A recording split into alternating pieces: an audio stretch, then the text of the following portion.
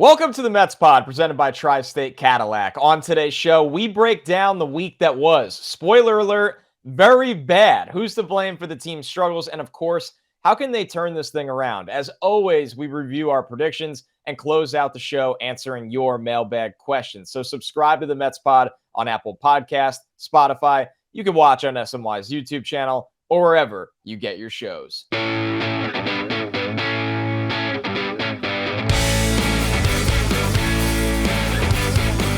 Welcome to the Mets Pod, presented by Tri-State Cadillac. This spring, be transformed during the Cadillac Move Up Sales event. This is your moment to step out of the ordinary and into the extraordinary. Visit your Tri-State Cadillac dealer today. And here's your reminder to subscribe to the show at Apple Podcasts, Spotify. Of course, you can watch on SNY's YouTube channel or wherever you get your podcasts. What's up, everybody? Welcome to another episode of the Mets Pod. I'm your host, Connor Rogers, joined as always by my co-host, Joe DeMayo. Joe, there's only one way to get this off the top with the week that was. That was awful. It just being quite honest. Whatever is going on with the Mets right now, we are going to dive into all of it. But let's keep this a little surface level, a little classic, the Mets Pod therapy right now, Joe. I mean, what are your thoughts on this right now? You never want to say a season is lost in May because it's too long of a season, and that's utterly ridiculous. But it's as clear as day. Something has to change with the Mets. I think a lot of things have to change with the Mets, and they got to do it soon. A lot needs to change, and a lot needs to change really quickly, like you said, Connor. That was some of the kind of worst and most uninspiring Mets baseball that I've seen, certainly since Steve Cohen bought the team. Yeah. It's just the offense has been inconsistent, though. It's not nearly as bad as the pitching. The pitching is clearly the biggest culprit to me here, but just all around, it doesn't have the same feel as last year's team, despite being the same team offensively largely, and a lot of the same pieces on the pitching staff. Like it doesn't have that same feel. Like last year, felt like they were, even when they were down, they were battling back. It feels like now the Mets are going down early and not waving the white flag, but you're not seeing that same kind of like comeback Mets that were there in 2022. So I don't know really how to pinpoint why that portion of it is happening, but we can talk statistically, and we will, as to why a lot of things are going awry for the Mets at the moment. But it's not just the stats. It's not just the wins and losses. The feel behind it isn't the same either. I'm with you. They're missing something. Something from this team right now is not there. They're not having fun. And when you're losing, you're not having fun. When a lot of your star players are in a rut or injured, and with the Mets, it's been a case of both so far, things are not going to look great on the field, and the emotions in the clubhouse are not going to be ideal as well. So right now for the Mets, it's not that you can point to one single thing and be like, when this gets right or if this gets right, everything will turn around. It feels like a little bit of everything. A lot of their star players are performing below expectations. There's no denying that.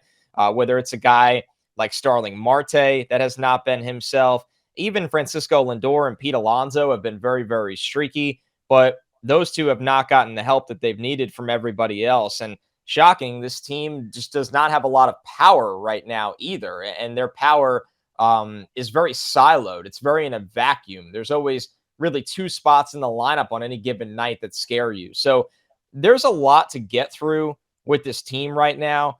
I think the burning question everybody has on their mind here, Joe, that maybe we get to during the mailbag later is when is the youth movement going to fully begin? When are the Mets actually going to dive into that? And Barrett Beatty's playing a lot. Francisco Alvarez is playing a lot. But Mark Vientos and Ronnie Mauricio are still tearing the cover off the ball in AAA. So I think we're going to get a little deeper into that for the mailbag. At the top of the show, let's talk about what we just saw as the Mets, quite frankly, were horrible out in Detroit. Wildly disappointing series against a bad baseball team.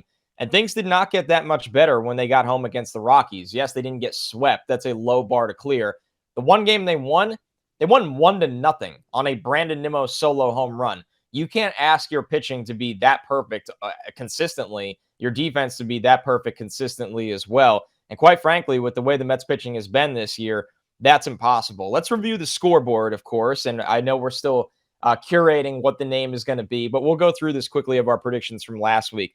And God, maybe we were too much on the optimistic side here, Joe. The first one was how many home runs will Brett Beatty hit in the next 6 games? The over-under push was set at 2. Joe, you went with the push. I went with the under. I take home a point. The next one, how many home runs for Pete Alonso in the next 6 games? That was set at 2. Joe, you took the under. I took the over. The point goes to you. The next one, how many games will Francisco Alvarez start in the next 6? We set the number at 3. Joe, you went with the push. I went with the push. We tied, and we did not get a point. Alvarez played 4 of the 6 games, so that's a good sign for the Mets as, once again, they try to get into this youth movement. How many innings for Justin Verlander in his first start back? I went over the number of 5. You went with a push, Joe. Good call. Verlander went 5. You get the point there. How many innings for Max Scherzer in his next start? The number was set at 5. I went with a push right at 5. Joe, you went with the over. Bad news. Max Scherzer went 3 1/3 innings. No points for either of us. How many innings for Kodai Senga? Once again, we set that number at 5. We both went with a push. Good on Senga. He went 6. No point for both of us. Senga, one of the lone bright spots for this team right now, and they're going to need him to be even better, which is tough to say. Our last one, how many home runs will Mark Vientos hit at AAA Syracuse in 6 games? We went with 2. Both of us, he hit 2. We each get a point, Joe. Nice job, Joe. You take home the week. You had 3 points. I had 2 on the season. We each have 4. So this thing is tight right now. But how about Vientos, Joe? I think that it's a pleasant surprise, even him hitting that number right there. It's a good sign that Vientos' power isn't going anywhere. This is just who he's been at the AAA level right now.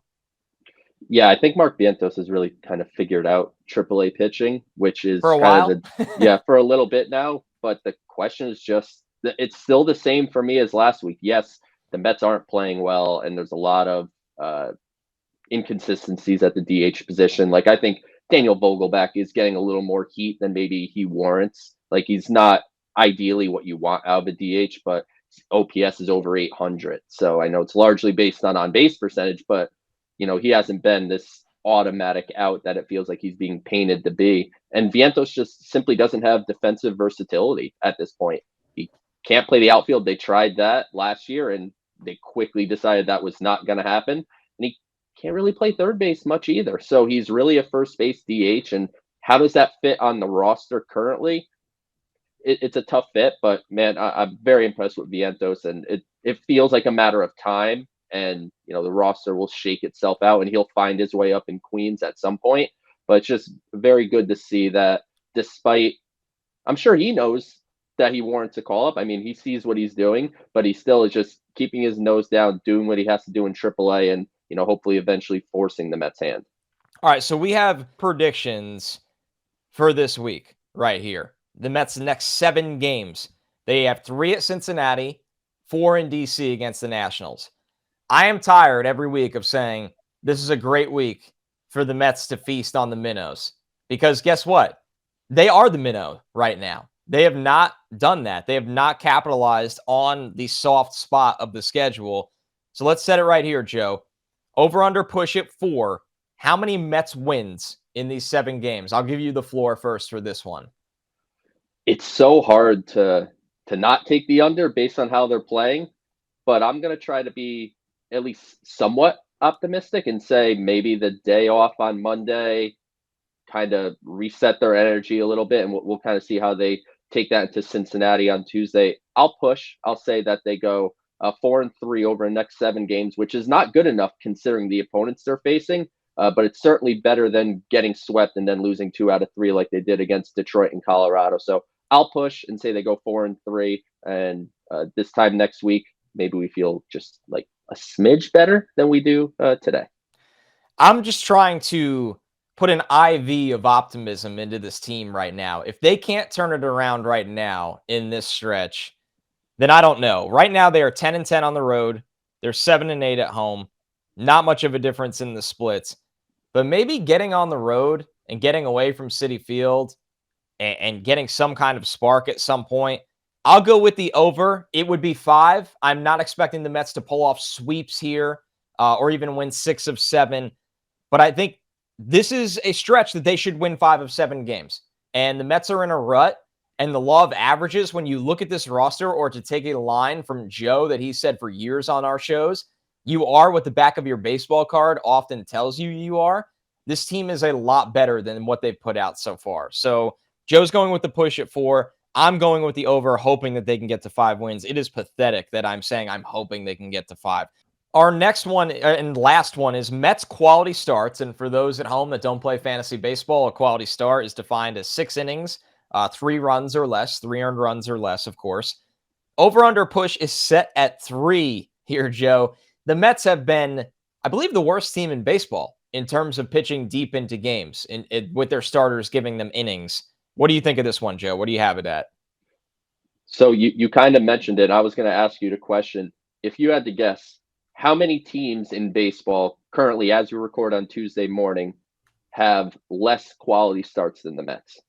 Maybe 1, maybe. The answer is 0. Yeah, So I remember the graphic they yeah, flew on the broadcast recently to show the actual innings. So yeah, makes sense. That's really awful. so they have 5 quality starts this season.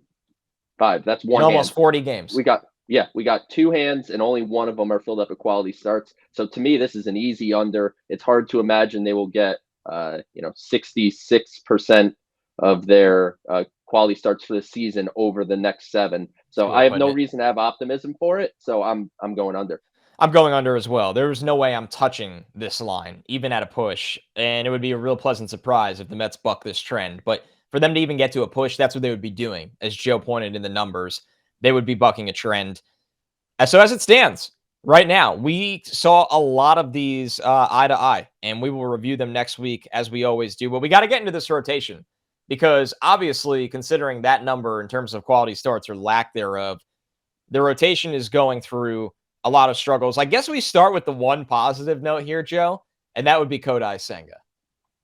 Senga looked as good as he's looked all season, and I don't know if the extra rest really helped him because, as we know, and we had talked about this back when the Mets signed him and throughout spring training, that they were going to kind of play with his usage, and he probably wasn't going to be a every single 5th day kind of guy because he's a once a week guy. That's how they pitch in Japan. They pitch every Friday or every Saturday, whatever. It's kind of like college baseball in a way, and he had a little extended rest. Magically looked good. I mean, he was up to 99 on his fastball. He was locating better. And what was most important, which Connor, you and I talked about on last week's show, Kodai Senga was much more efficient. He was able to get through the sixth inning, throw a quality start. I don't care that it was against a not good team because guess what? The rest of the rotation we're about to talk about didn't pitch good against those same not good teams. So to me, I thought it was a good step for Senga. And, we'll see how they use him going forward. I don't think he's going to go full time to that once a week type schedule, but maybe it's every few starts you give Senga an extra day or 2. So that way you kind of maximize him. But yeah, all signs are pointing up for Kodai Senga. And I think that's one of the only people we could point up to in the rotation right now. Absolutely. And if Senga can keep it going and Verlander and Max get back on track, hopefully by June, then the Mets are what you expect them to be. A team that has a front 3 that can go deeper into games, and you don't have to score 9 runs a game to win, and can take some of the some of the load off the shoulders of the bullpen. So if you're looking for some optimism right now, Kodai Senga is definitely a big piece of that. But turning the wrong way here, Joey Lucchesi and Tyler McGill right now. Joe Lucchesi, he had that 7-inning start debut against the Giants where he was brilliant. Came back to earth a little bit against the Nationals, but was fine. Over 5 1/3 and 3 runs. The last 2 right now, especially when you factor in that it was against the Tigers and the Rockies, 4 innings in each, 4 earned runs against Detroit, 3 earned runs against the Rockies. He had 3 walks against the Rockies, which was concerning because that had not been a problem for him this season. The strikeouts have come back down to earth. I think when you look at this right now, Joe, he's also getting banged up by the home run. He gave up 3 home runs in his last 2 starts, but Lucchesi's a guy that you would sign up for 5 to 6 innings, even if it's 3 to 4 run ball. But the problem is not only is he giving up those 3 to 4 runs, Joe, he's not working deeper into games anymore either. And they don't want really him to see that third time of the lineup.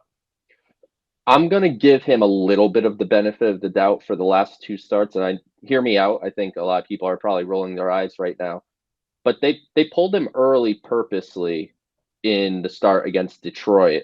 And he gave it 4 runs, so it's not like he was pitching great, but he had a very modest pitch count. And they pulled him because in the month of May, the Mets were throwing a starter on 3 days rest. That's something you do in September when you're pitching an ace on 3 days rest to try to clinch a division, or that's something you do in the playoffs. That's not something you do with your eighth starter in the first week of May. So he got Coming pulled. back from Yeah, significant coming injury. back from injury. Yeah. So I mean, look, he didn't. I'm not saying he pitched great by any means, but he got yanked pretty early in Detroit, and then 3 days rest against Colorado. That's asking a lot of him to be able to efficiently do that at this point in time. So I'll give him a little bit of the benefit of the doubt. But yeah, I mean, it's obvious that the start in San Francisco is not something that we can expect with any level of consistency from him. I do think he has it in him the right day when he's locating, like you said, Connor. He had some issues with walks over the last couple starts, but when he's locating, he has a chance to be, formidable as a back end type of guy that, like you said, goes 5 innings, gives up maybe 3 runs, but then the onus goes on the offense. Like you're not going to win 1-0 games very often, and then seemingly the days that the offense actually produces something, the pitching's giving up 10 runs. So you can't score. You certainly can't score that much. But I'll give Lucchesi a little bit of the benefit of the doubt based on just kind of a very weird usage over his last 2 starts. But yeah, he's obviously coming back to earth a bit. Tyler McGill, if say what you want about the guy, he's been nothing but consistent in a good and bad way. It's almost every start, Joe. 5 innings, about 3 earned runs, about 2 walks, and he'll strike out about 4 guys. The good thing is, in the last 2 starts against Atlanta and Colorado, didn't give up a home run. Joey's just not getting deep into games. It's the biggest problem with Tyler McGill right now. You feel like you'd love when you get to 5 innings with him. It's a miracle when you get to 6. He's pitched 6 innings in 1 start this year right now out of, I believe, 7. I mean, he doesn't really even get past 5 very often at all. So for McGill right now, a lot of contact. He's not a guy that you want to see give up 3 walks a game because of the contact, and he doesn't go deep into games. I think McGill's fascinating to me, Joe, because if he was the 5th starter on this team that had vintage Scherzer, vintage Verlander, what we've seen from Senga, and somebody else in the 4, you'd go, whatever, 5th starter, he pitches 4 to 5 1/3 innings, keeps you in the game every night. But right now, they need more from McGill. And it's just, there's no reason to believe that's going to happen, Joe. There's none. He clearly seems like a 5 inning pitcher, and he gets out there into the 6th, and that's when things fall apart for him. So I think McGill is kind of exactly what you said, Connor. He's more of a 5 inning guy that will give you 5 innings, 2 runs, 3 runs, something like that. He's not going to be going at that quality start number that we were just talking about a couple minutes ago. But look, if the rotation were right, you wouldn't have a problem with what Tyler McGill was providing.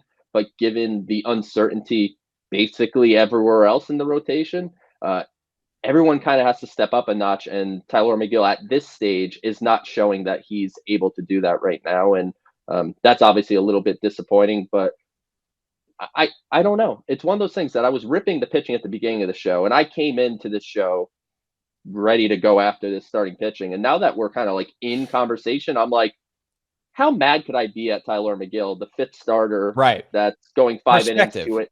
Yeah, like from a perspective of what he is and what probably he should be, like we want more, but maybe our expectations should be tempered a little bit.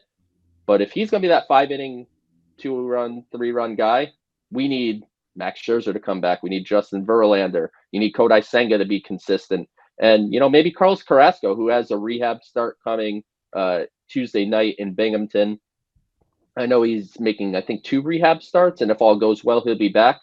For all we know, Connor, he was dealing with this elbow thing while he was pitching bad and his velocity was down. And what if just a little rest helps him, and maybe he is your 4th starter that's giving you 5 to 6 innings? Because if there was one thing Carlos Carrasco did in 2022 was take the ball every time out and give you 5 to 6 innings, even if it wasn't perfect. So I'm interested to see how Carrasco looks in his minor league starts. And we'll circle back on him, this time next week.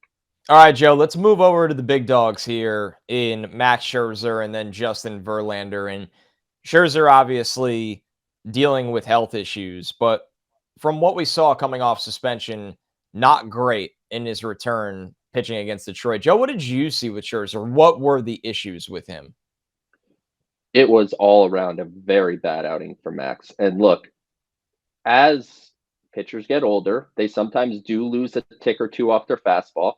And I will say, prior to the Detroit start, his velocity was largely fine. So I, I hope you would hope it was an aberration. But like you said, Connor, I know Max had come out and said that he's dealing with still some soreness in the scapula or whatever area there that he was feeling pain. But the velocity was down to 91, 92. And when you lose a tick, when you get older, that's okay. You can still pitch at a high level, but you really need to pitch. And Max is not showing any control or command. He's missing the strike zone. And when he is going after hitters, he's going after hitters the same way he did when he was throwing 96 to 97 miles an hour. And not surprisingly, those balls are getting crushed. So, not good signs for Max right now.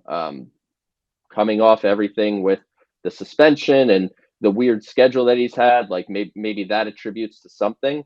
But when you think about the way he looked in Detroit, if you were a Mets fan and you were concerned about Max Scherzer for the first time, and we know how patient I am as a person, and I'm willing to see things through. I see the big picture. If you have concerns about Max Scherzer right now, I think it's perfectly justified. And the spin rates were down, the location was down, the velocity was down, just all around the Detroit start for Max Scherzer. Was nothing short of a mess, to be totally honest. And I don't know what to expect going forward. That's the biggest, problem in all of it is that you don't know what to expect with Max Scherzer. Is he going to be healthy? Is he going to be right? Can he pitch the majority of the season in a season where the Mets can't afford to lose him? And obviously, the same could be said about Justin Verlander right now, who did make his return. Rocky start in the beginning. He did get through 5 innings of only 2-run ball. He gave up the 2 solo home runs, Joe. He did strike out 5 in 5 innings. Listen, for Verlander, it's going to take a little time to get his feet back under him in the big leagues. I didn't think this was anything close to a disaster for a return in Verlander at all. And hopefully he could stay on the mound as well, especially if Max is going to be dealing with being on and off the IL or pitching through certain things where he's not going to deep into the games or he's not himself. The Mets are going to need the 2022 version of Justin Verlander if that's the case. I'm going to be honest. I came away almost ecstatic with what Justin Verlander provided. This is a guy that had one rehab start, considering he hadn't pitched since March. That was the last time he threw in a game, and he missed all this time, and he only had one rehab start before coming up to the major leagues. And yeah, he gave up the couple home runs in the first, and the first home run to Riley Green, that was a nasty breaking ball. And sometimes you get beat on a good pitch. Yeah, like that was fine. Javi Baez, I believe, was the second home run, the back-to-back, and that was just a fastball outside corner that Javi just went with. Like, not a terrible pitch, not a great pitch, but what I was most intrigued with was, unlike Scherzer, whose stuff was down, velocity was down, Verlander was up to 97 miles an hour in the 5th inning, so the velocity was there for Verlander. The breaking ball was sharp. The location really wasn't all that bad in general. Like, he gave a few things of hard contact, but I thought Verlander looked perfectly fine given what he was coming back from. And I feel optimistic that he's going to take that next step. I mean, he threw about 70 pitches and his pitch count was 80. So hypothetically, they could put him out for the 6th and maybe he gets like one more batter out. But I think they just wanted to start the inning fresh with a bullpen arm, and 5 innings was good for his first start. I came away optimistic about what Justin Verlander is going to be, unlike how I felt about Max Scherzer. This rotation needs a stopper right now. They have not had one this year. Verlander is paid to be that guy, and it's looking like he's on the trajectory to getting back to being that guy. And Max is a wild card, but if you get Verlander and Senga at the top, it's at least improvement for this team to tread water until they figure it out. All right, let's do the unfortunate side of things here, but the reality side, because we always tell it how it is on this podcast, the blame game, Joe. we are going to go through a couple different groups right now, and we individually can choose to assess blame or completely defer it and say it's not on them. Let's start with Billy Epler in the front office here, Joe. How much blame does this group deserve? Because I feel like, honestly, they are target number one right now of the fan base.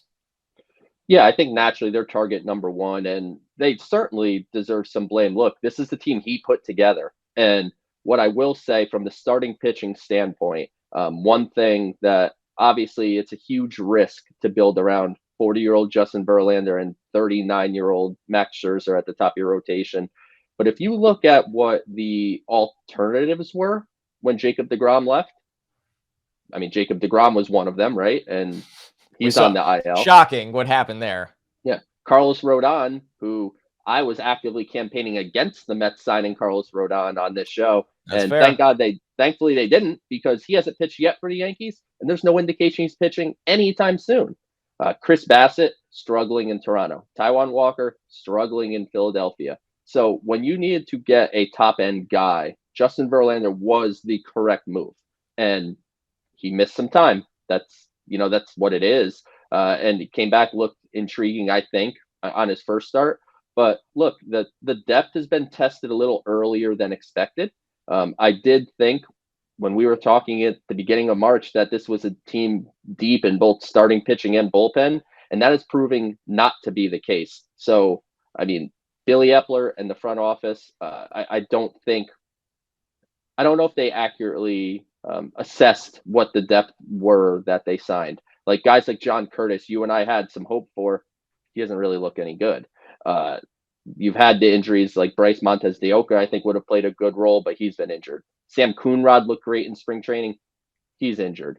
But like the Jeff Brighams, the Steven Nagosics, the Tommy Hunters, guys like that, like they're a big reason the Mets are where they are, because those guys are simply not doing their job in the middle relief. And that ultimately does fall on the front office, because it's Billy Epler's job to provide a team to the Mets fans and to the city and everything, a team that is deep enough to compete, to withstand some injuries, because it's a long baseball season that has a lot of injuries in and out. And the Mets are no different than anyone else. Maybe they have a little bit more, but everybody's going through something. And the Mets look like they're, a little bit lifeless now. And if you're not assessing some of that on the front office, then I think you're misguided. I put a lot of blame on them, right? We have three groups we're going to go through. This group gets the second most blame for me right now, honestly, but it's almost pretty even with the other group I'm going to throw some blame on. Joe, what have we complained about with this team for 2 years now? It's the lack of pop and thump. They have a 383 slugging percentage as a team. That is only ahead of the Nationals, who are a horrific roster, the Reds, and the Marlins. That's it in the National League. That's the only teams they're ahead of. I mean, league average is 408. Average in the National League. They're at 383. Home runs, this will shock you. They're below average. They're in the bottom of that. The only teams that have less home runs than the Mets right now are the Rockies, who just took a series from them. The Marlins, again, because it's always the Marlins in these basement categories. The Reds, again. Oh, and guess who else? The Nationals. The Mets being lumped in with those teams when you knew it was a problem for not one offseason, but 2 off seasons now, that's a problem with me. You're relying on power from Mark Canha. Don't know how you were doing that. You're relying on power from Eduardo Escobar. Don't understand how you did that. It can't all be on Pete Alonso and Francisco Lindor to hit the home runs. I don't care how much money they make. I don't care how much star expectations there are. It can't always be on them to hit the home runs. So the Mets didn't make any moves for power, right? And I like Daniel Vogelbach as much as you, Joe. He's a guy that gets on base. He's not swinging the bat. The power hasn't been there for the Mets. I don't even blame Vogelbach for that, because the Mets saw a whole second half of a season of this with Vogelbach already. The eyes don't lie. The eye test is there.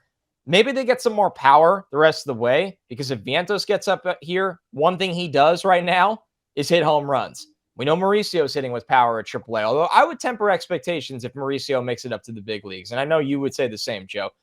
Beatty and Alvarez are figuring it out. I have no problem with them. But they didn't want Beatty and Alvarez on this roster out of spring training. So where did you think the power was coming from? It's just crazy to me. So I put a lot of blame on the front office. Not on the pitching situation. I love them going out and getting Verlander and Senga, and they've been hurt. A lot of these guys have dealt with injuries. It happens. But the lineup is where that's a frustrating one for me, which takes us to the second category. Buck Showalter and the coaching staff. Joe, what do you want them to do? Honestly, what do you want Buck Showalter to do? You want him to get thrown out of a game early and try to ignite the team? I mean, I listen, I've had qualms with Buck's bullpen usage at times. I am not putting this situation on Buck Showalter and the coaching staff right now. Buck is definitely like the bottom of my list, and I don't think he might be worse without him. Okay. Yeah. Like I don't think he's been a huge plus this year like he was in 2022. But what is he to do when the Mets are last in baseball in quality starts? So I'll touch hitting too, but on the pitching side, they're last in baseball in quality starts, which means every day you're going to the bullpen in the fourth, the fifth, at best, basically the sixth inning. And David Robertson's been great. Adam Ottavino outside the Detroit game has been great. Drew Smith's been good. And that's it.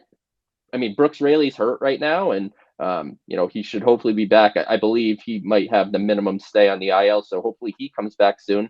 But you're putting a lot on Jimmy Yacobonis. Like these are like Jimmy Yacobonis is a guy that was signed to a minor league deal, and no offense to Jimmy Yacobonis, to me he was just like, cool. They got some AAA depth, and he'll hang out in Syracuse for the summer, and that'll be that. He's pitching a lot. Jeff Brigham, for all the energy and everything, and I give him credit for that. He's pitching a lot. Tommy Hunter, like these are guys that should be like the bottom rung of your bullpen, but instead they're thrust to like the fourth and fifth biggest spots in the bullpen. So what is Buck supposed to be, like a magician? I don't know exactly what he's supposed to do. I was only really mad at Buck about his usage of Francisco Alvarez, but as we talked about from last week's results on the scorecard, Francisco Alvarez played 4 of those 6 games. So he's starting to play Alvarez more. He moved Brett Beatty up in the lineup, which I thought was something really cool to see. So, yeah, I mean, look, can Jeremy Hefner find a way to get more out of these relievers like he has historically done? Yes, I think that's part of his job.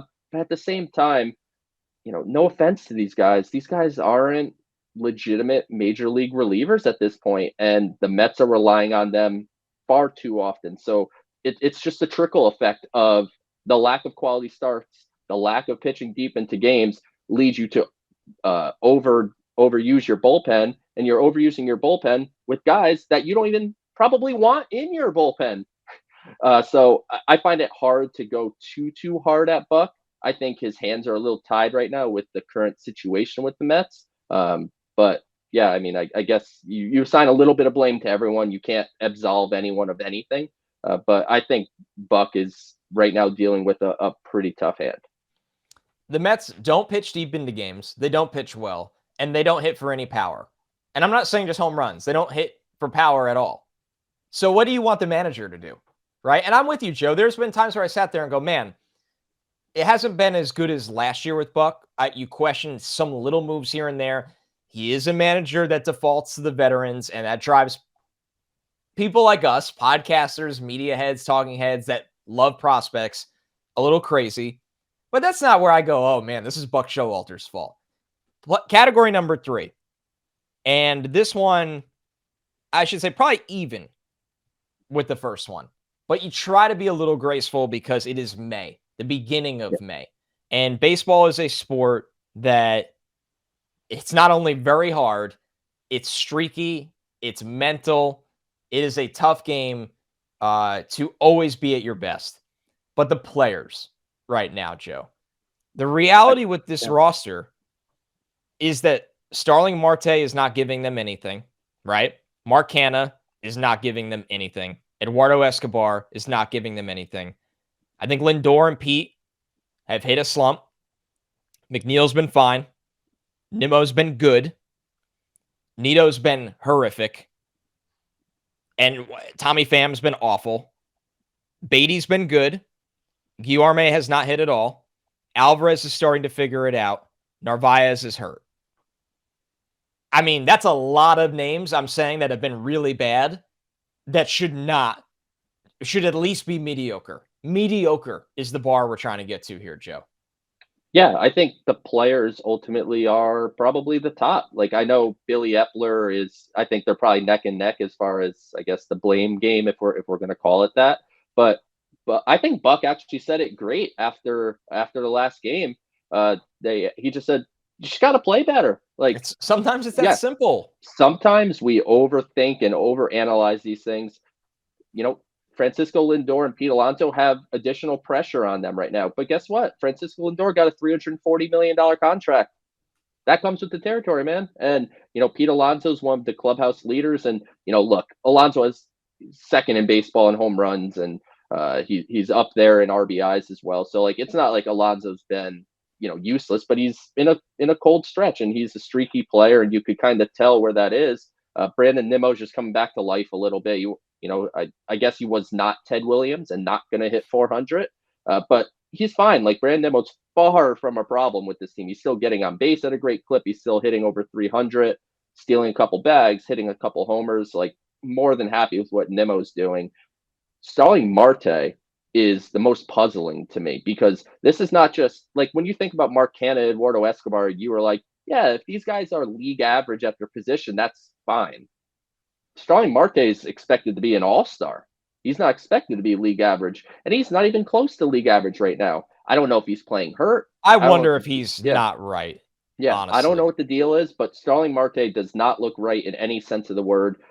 He doesn't look right in the outfield. He doesn't look right at the plate. The only thing he kind of looks normal at is stealing bases. Like that's good whenever he gets on, but he's not getting on enough to utilize that.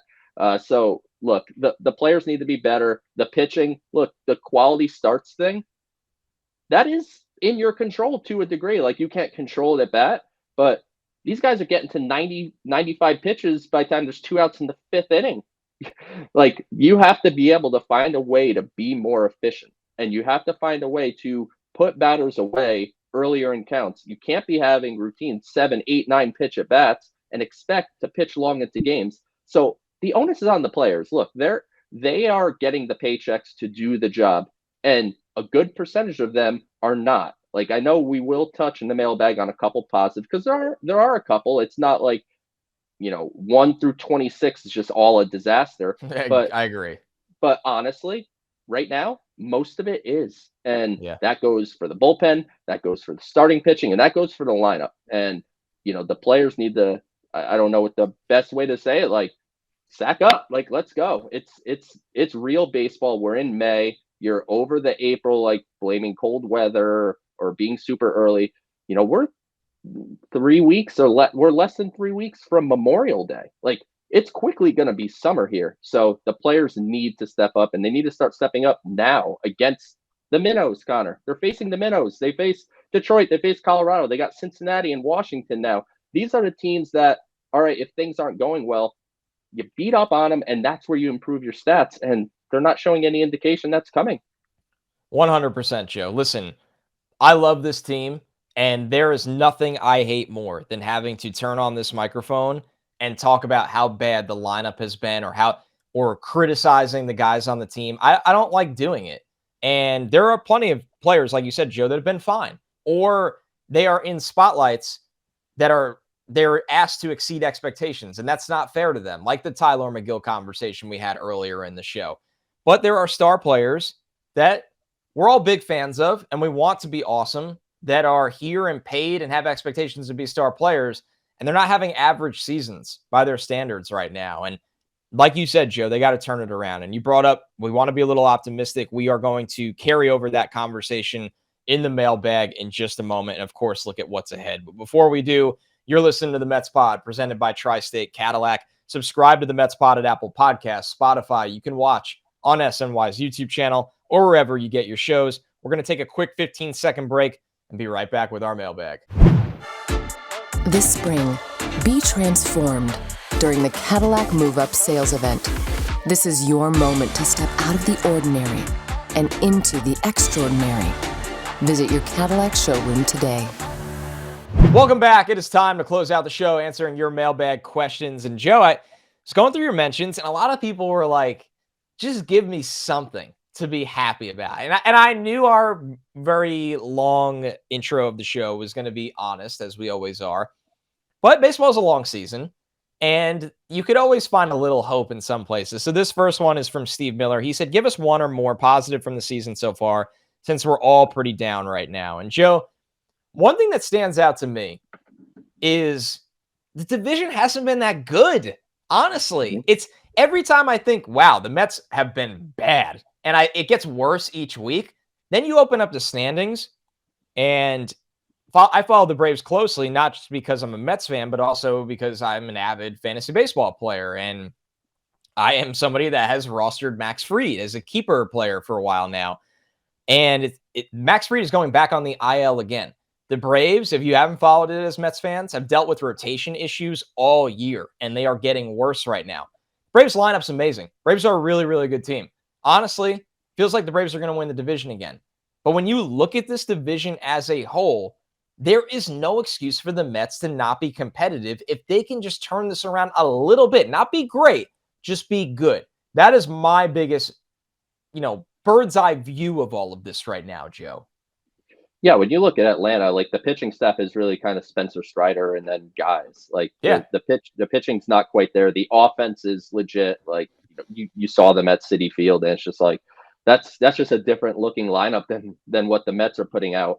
But for me, I think there are a couple positives to look at with the Mets. I talked about Justin Verlander obviously earlier, so I won't harp too much more on that. I think he's going to be good. Like I'm not worried about Justin Verlander right now. I think another positive is David Robertson. So as much, as we're giving the bullpen, we're giving it to Jimmy Yacobonis and Tommy Hunter. And I feel bad, like we're bullying those guys. But when Edwin Diaz went down, one of the biggest worries was who's going to close games. And, you knew that they had David Robertson in tow, and he's someone who had closed games, obviously last year for Chicago and for the Phillies.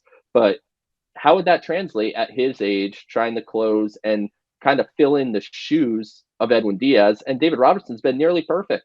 So if the Mets can somehow get to the end of games, they've been pretty good about closing those games out, short of the Detroit game where Adam Ottavino gave up that lead there. And then I go to the young players.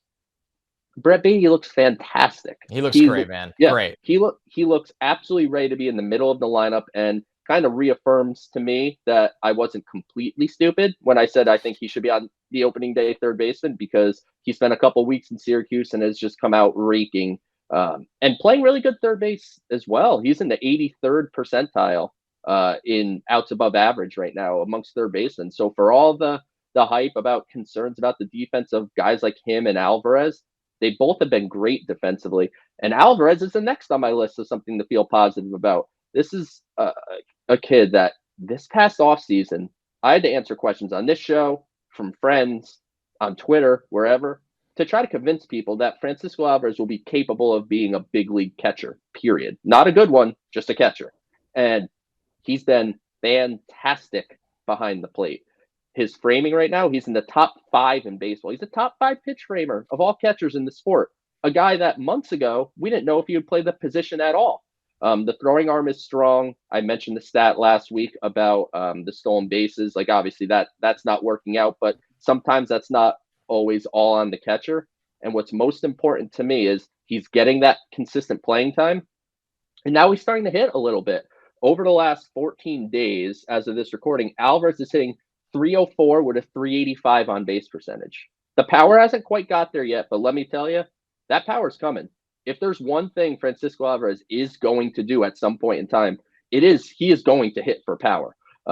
So that's coming, but he's working better at bats. You're seeing him chase a little less. He's making hard contact.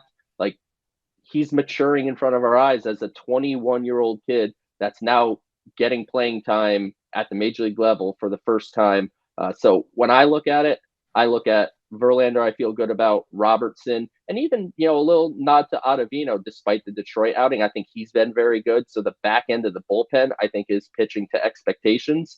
And then the young guys in the lineup, like that juice we're looking for, like it's sad that it might have to come from them. But right now, it's looking like they are up for the challenge of that. And if and that's a sign of things to come. Because look, we're Mark Hanna, Eduardo Escobar, guys like that. We could talk about them. But when you think really big picture beyond right this moment while things are going bad, Beatty and Alvarez showing that they belong at the big league level is huge for this team down the stretch over the next 4 months, and even bigger when we go into next offseason, where now you look at it, you go, third base and catcher, we're fine. We don't need to do anything at those positions. So I'm really, really happy with the young players. Alvarez feels like when we were told for how long that Conforto is this giant liability out in the outfield, Yeah. and then he comes up and he's throwing missiles from the corner and he's running around and diving. And catching is even harder in the big league level in terms of the responsibility on your shoulders. So I've been floored by what Alvarez has done behind the plate. Not surprised by Beatty, but it's still nice to get the confirmation that that guy is a big league hitter. And if you told us that the Mets, two top young studs have been brought up and look good, you'd think the Mets are 30-12 or whatever it is right now. So a lot can change. Speaking of the young players, this is from Sammy. He asked, what will it finally take to get Vientos and Mauricio up and in this lineup? At what point do they finally give up on Pham and Vogie? So I will say, and this is going to sound pretty crazy, and I think the expectations would have to be tempered. I am almost starting to wonder, will Ronnie Mauricio beat Mark Vientos to the big leagues this year? It's And starting to feel that way. I think it's a distinct possibility. And, I understand the Pham, which I thought Tommy Pham's been largely like okay for what he is. He's a backup outfielder. He comes in and hits for some power and hits the ball hard. Like, he hasn't been great by any means, and I don't think we expected that, but he's been okay. And Vogelback, it's one of those things that, look, he's being what he is. And is that what the Mets need right now? No, they need more power. But I think the easiest transition right now is finding Mark Canha's way to the bench, Jeff McNeil's way out to left field, and Ronnie Mauricio at second base, maybe even a little earlier than you or I would have expected. And, you'll have to, like we both have said, temper what he would do right out the gate.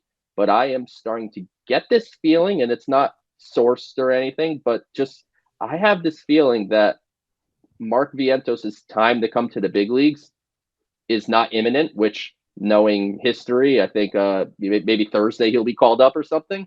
But I feel like Vientos is a little less imminent, and maybe Ronnie Mauricio's time to come to the major leagues is quicker than we think. So far in the month of May, he's only struck out once. I know we're only a third away into the month, but this is a guy that had a huge strikeout rate historically, and then, of course, early on in AAA. But he's putting together better at bats, and you're seeing him hit the ball hard, doubles, home runs. He's getting more selective at the plate, which is all that I've asked of him. And he's doing exactly what we want. So if he's comfortable at second base, which he has very limited exposure, I think it's 10 games now of second base experience. So you're really kind of gambling. But I do feel, in a general sense, going from shortstop to second base is not this like otherworldly transition. And I'll be interested to see if Mauricio is actually the guy that comes up soon and not Vientos.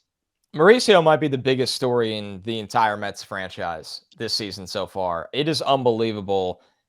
He hit for power in Binghamton last year, Double-A, 26 home runs as a 21-year-old, but his OPS was still 767 because he does not get on base at that rate, Joe. And this year starts out in Triple-A as a 22-year-old. His OPS is 951. He has hit 6 home runs in 33 games, but he's also had 10 doubles, 2 triples. I mean, he's getting on base. He's driving in runs. In 138 plate appearances, he's grounded into 1 double play. Mauricio is a guy that knows how to put the ball in the air and hit with pop. And like you said, Joe, it's about maximizing the best lineup. And it feels like we are slowly getting to a world where you're right, that McNeil sees a lot of outfield. Mauricio is the guy sitting at second base. And if you told me before the season that Brett Beatty, Ronnie Mauricio, and Francisco Alvarez would share a diamond in the big leagues before June, I would think you're absolutely crazy. And now I'm at the point where I root every day for that to happen. So we'll keep an eye on Mauricio Watch as well. Vientos is always complicated, as we always say on this show, because of the lack of any defensive. It's not versatility. It's a place for him to play. Yeah. So we'll see what happens there. All right, let's do one more question here. And a little bit of a fun one from Emmett, who asked, just went to the game on Sunday, and I know these are all going to be roster-related questions, so I'll throw in a fun one. Do you and Connor prefer day games or night games at Citi Field, and what is your favorite part about each? I feel like you're a day game guy. 100%. We need a little fun. We need a little fun. This has been it's been a doom and gloom show. It's not like the Mets are like 8 games under 500 right now. Yeah, better not be when we do the show next week. Better not be. But yeah, I think for me it's day game. Honestly, 4:10 is fantastic. I like the 4:10s the best. Night games least favorite because I get old and tired and have to drive home from New York after a game. Though the pitch clock will help it a little bit. I could get home a little earlier, but day games are great. 1 o'clock's cool. 4 o'clock's the best because I could sleep in a little bit, and you have time to get there. Because I'm the kind of guy, if you've heard me on this show talk about it, and certainly you know about that, Connor. I like to get early. I'm there, not the first in the parking lot, but I am certainly in the first couple groups of people in the parking lot, I would say. And I like to hang out, have snacks, drink a beer or two, and just relax and get ready for a baseball game. And I feel that's a more enjoyable thing to do in the morning or very early afternoon than it is kind of the evening time. I'm with you. Nailed it. Basically every reason that you have, I'm the same exact way. Now they're few and far between, honestly. It feels like, for a while, especially when I was working in Manhattan, literally 5 days a week, I had no problem being like, okay, I'll leave work at, I don't know, like 4:45 or 5 on the nose. I worked in Times Square, so I would just walk down, grab the 7 train, and take it to Citi Field. And I used to go to a lot more Met games when I did that.